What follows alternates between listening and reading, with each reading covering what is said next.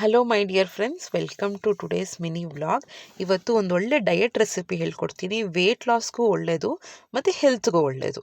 First ಹಿಂದಿನ ರಾತ್ರಿನೇ ಸ್ವಲ್ಪ ಗೋಧಿ ನುಚ್ಚು ಮತ್ತು ಹೆಸರುಬೇಳೆ, ಸ್ವಲ್ಪ ಮೆಂತ್ಯ ಇದಿಷ್ಟೂ ನೆನೆಸಿದ್ದೆ. ಒಂದು ಮೂರು ಸ್ಪೂನ್ ಅಂದ್ಕೊಳ್ಳಿ ಅಷ್ಟೇ. ಆಯಿತಾ, ಇದನ್ನು ಮಿಕ್ಸಿ ಮಾಡಿಕೊಂಡೆ. ಇನ್ಸ್ಟೆಂಟಾಗಿ ಫರ್ಮೆಂಟೇಷನ್ಗೆ ಏನು ಬಿಟ್ಟಿಲ್ಲ ನಾನು. ಇನ್ಸ್ಟೆಂಟಾಗಿಯೇ ಹಿಂದಿನ ರಾತ್ರಿ ನೆನೆಸಿದ್ದೆ. ನೆಕ್ಸ್ಟ್ ಡೇ ಬೆಳಿಗ್ಗೆ ರುಬ್ಬಿ ದೋಸೆ ಹಾಕ್ತಾಯಿದ್ದೀನಿ. ಟೇಸ್ಟು ಒಂದು ಗ್ರೇವಿ ಇದ್ದರೆ, ಚಟ್ನಿ ಇದ್ದರೆ ತುಂಬಾ ಚೆನ್ನಾಗಿರುತ್ತೆ.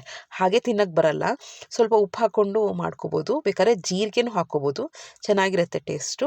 ಟ್ರೈ ಮಾಡಿ. ಯಾಕೆಂದರೆ ನಾವು ಎಲ್ಲನ ವೆಯ್ಟ್ ಲಾಸ್ ಮಾಡ್ತಾಯಿದ್ದೀವಿ, ಹೆಲ್ತಿ ಲೈಫ್ ಸ್ಟೈಲ್ನ ಫಾಲೋ ಮಾಡ್ತಾಯಿದ್ದೀವಿ ಅಂದರೆ ಪ್ರೋಟೀನ್ಸ್ ಜಾಸ್ತಿ ತೊಗೋಬೇಕಾಗುತ್ತೆ.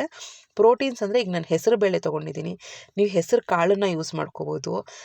ಇಲ್ಲ ನೀವು ಗೋಧಿ ನುಚ್ಚಿನ ಜಾಗದಲ್ಲಿ ಮಿಲೆಟ್ಸ್ನ ಯೂಸ್ ಮಾಡ್ಕೋಬೋದು, ಜೋಳನ ಯೂಸ್ ಮಾಡ್ಕೋಬೋದು. ಎಷ್ಟೊಂದು ಆಪ್ಷನ್ಸ್ ಇರುತ್ತೆ.